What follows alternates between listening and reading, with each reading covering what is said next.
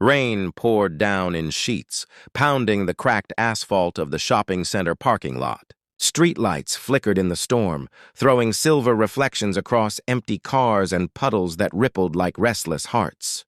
Through the downpour, a small figure ran. A girl, maybe 7 years old, soaked to the bone, her tiny sneakers splashing through the flood. Fear burned in her eyes.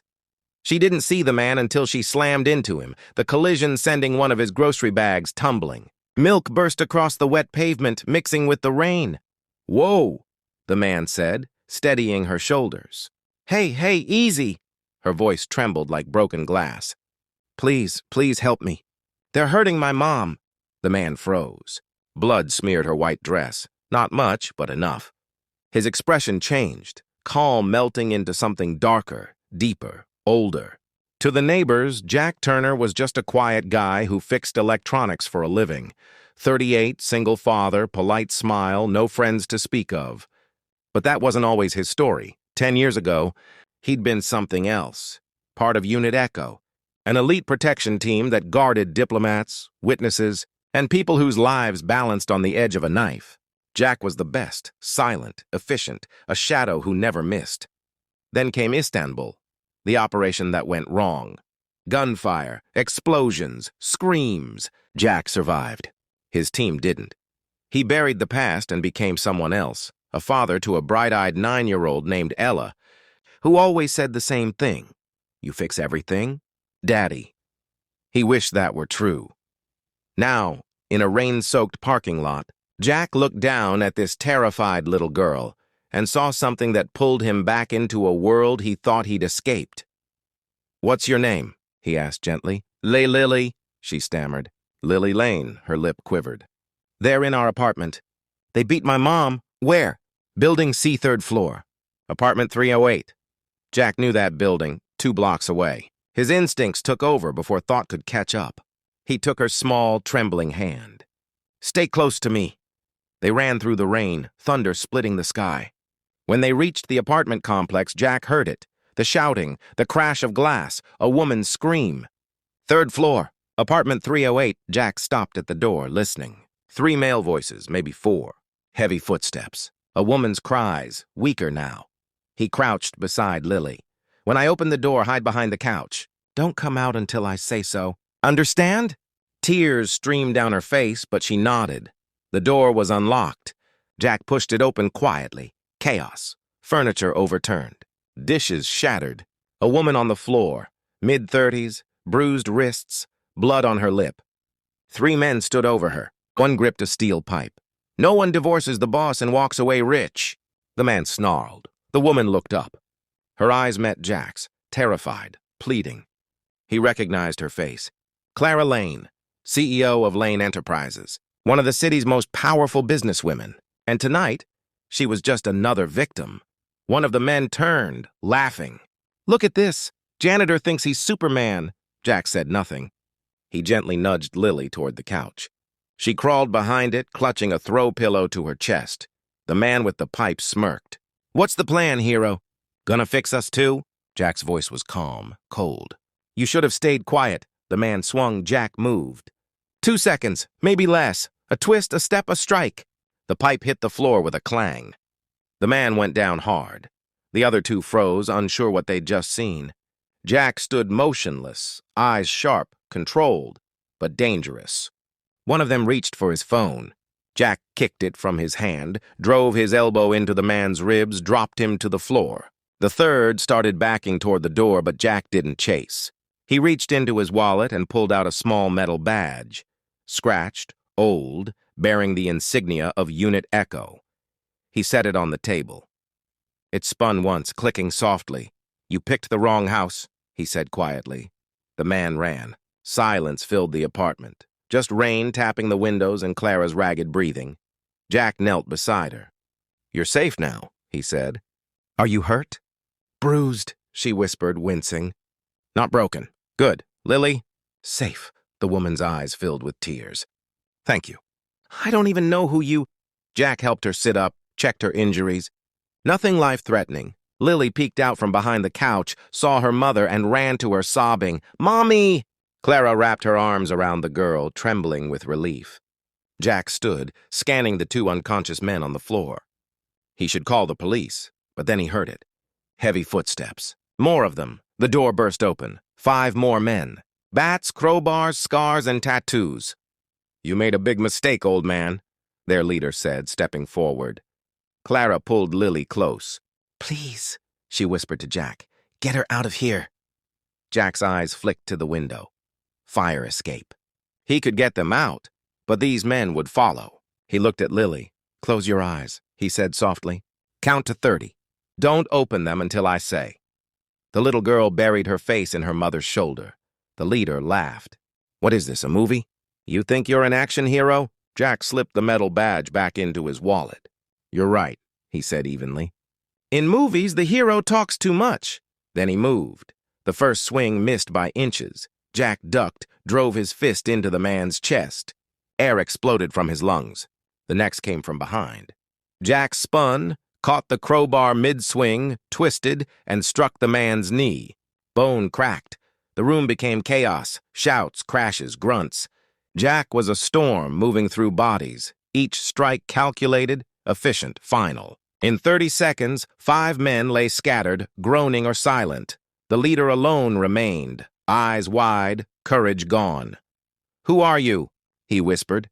Jack's voice was ice. "Someone you should have left alone." The man turned to run in, but the door flew open again. "Police! Hands in the air!" 6 officers stormed the apartment, weapons drawn. Jack raised his hands. The officers swept in, shouting, cuffing, shouting again. One grabbed Jack, shoved him against the wall. "You're under arrest for assault." "No!" Clara shouted. "He saved us." "Those men attacked me." But the officer ignored her. Another officer checked the unconscious thugs, then looked up. "Captain, these guys are Markov crew. 3 of them have open warrants." The captain, a tall man with gray hair, stepped forward. "Who are you?" he asked Jack. Jack said nothing. The captain searched his pockets, pulled out the wallet, and froze. The badge glinted under the flickering light.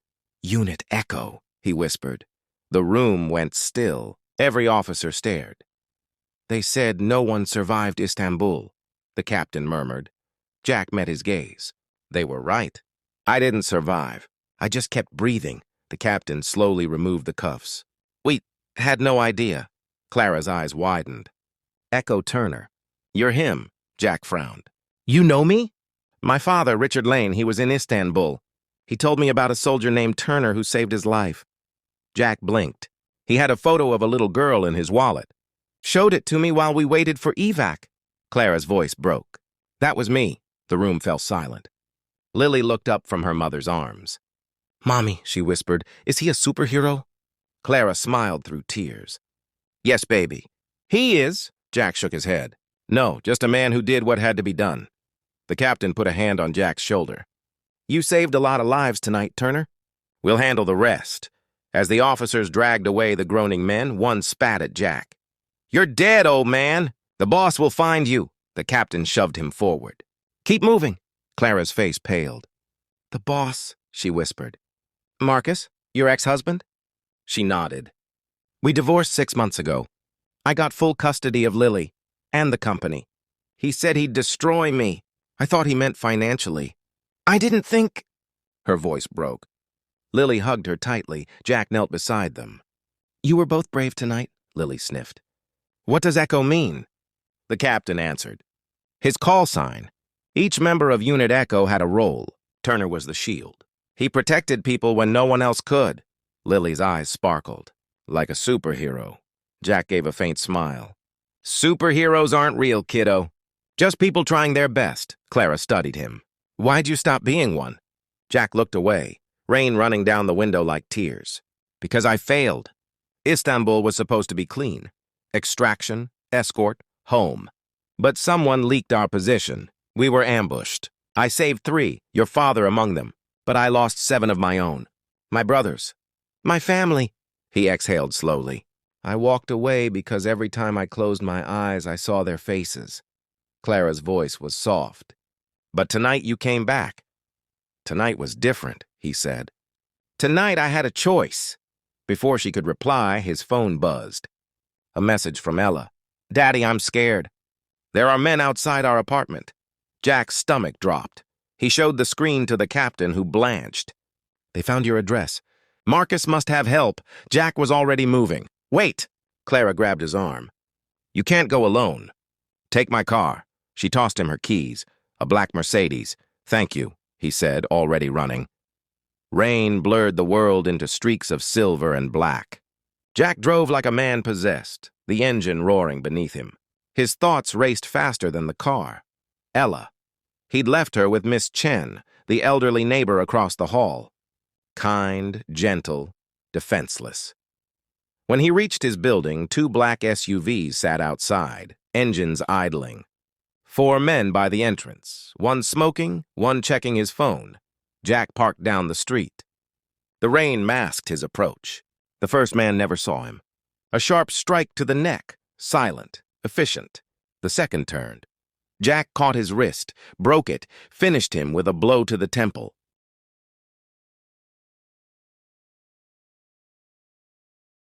The third reached for a gun. Jack disarmed him, used the weapon's handle as a club. The fourth ran.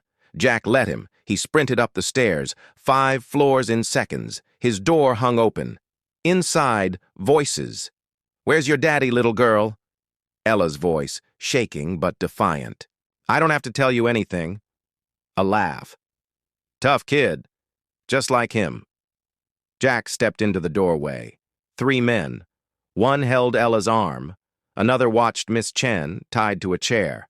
The third leaned against the wall, arms folded. Let her go, Jack said quietly. The man with the knife grinned. Or what? You'll kill us?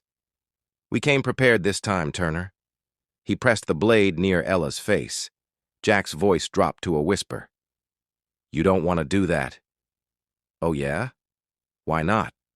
Jack stepped closer, slow, deliberate. Because if you hurt her, I won't stop at breaking bones. I'll end you, the grin faltered. Jack took another step. I faced worse than you, bombs, guns, hell itself. You're just noise. The man's hand trembled. Jack moved. A blur. He twisted the knife away, shoved Ella toward the hallway. Run to Miss Chen's apartment. She ran. The others attacked. Jack caught one by the collar, slammed him into the other. The third swung. Jack blocked, countered, broke his nose, sent him crashing into the wall. The man with the knife staggered up again. Jack flipped him clean over his shoulder. He hit the coffee table with a splintering crash. Jack stood over him. Tell Marcus this ends now. The man nodded weakly, bleeding and dazed. Jack untied Miss Chen. Are you all right? She nodded through tears. Your daughter. She didn't cry once. She's strong, Jack said softly. He found Ella in Miss Chen's apartment. She ran to him, clinging to his chest. Daddy! He hugged her tight. You're safe. I'm here. She looked up at him with watery eyes. You really are a protector, aren't you? Jack kissed her forehead. Only for the people I love. The next morning, the world knew. Single father, veteran saves CEO and daughter from armed attackers. Every news channel ran the story. Every website reposted it. Jack hated the attention, but Clara insisted on speaking publicly. People need to know, she told him. And Marcus needs to know he can't hide. By noon, Marcus Lane was arrested. Conspiracy, assault, attempted kidnapping. His men talked. The evidence stacked high. He'd planned it all. The attacks, the threats, the sabotage. At the press conference outside Lane Enterprises, Clara faced a sea of reporters. Miss Lane, one called out, how do you feel about your ex-husband's arrest? Relieved, she said, and grateful. Grateful to Jack Turner, who risked his life to protect me and my daughter. Is it true he was part of an elite military unit? Yes, she said proudly. Unit Echo, one of the best. She smiled through tears.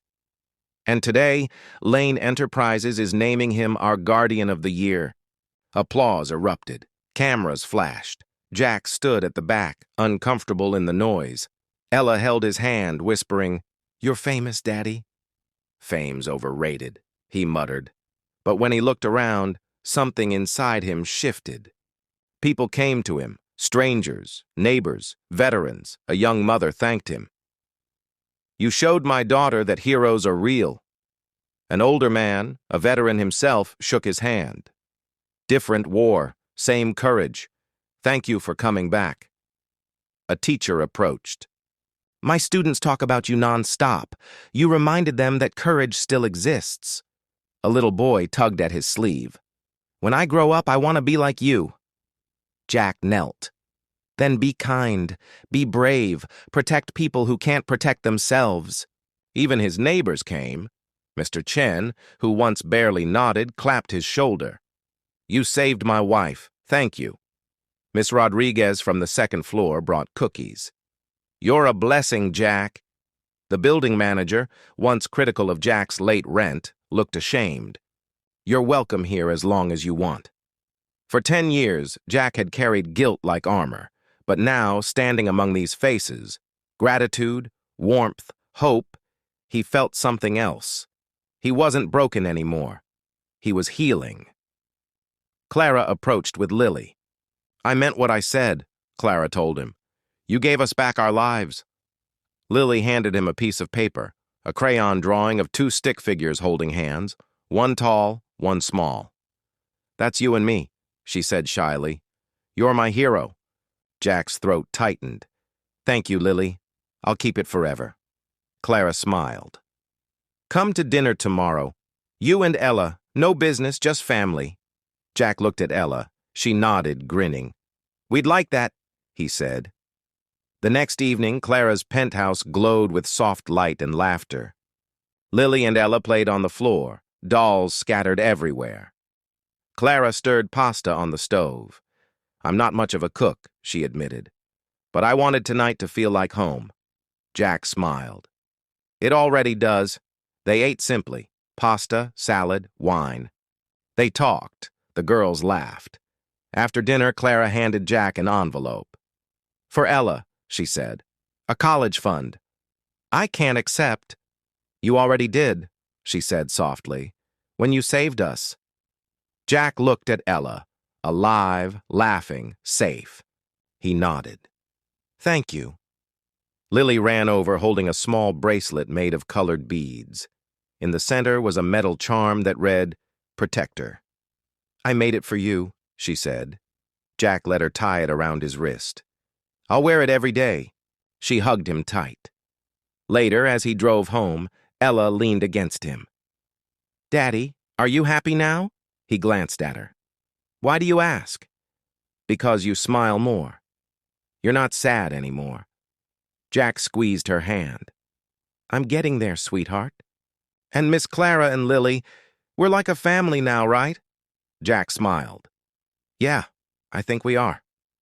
That night, after putting Ella to bed, Jack sat alone at his kitchen table.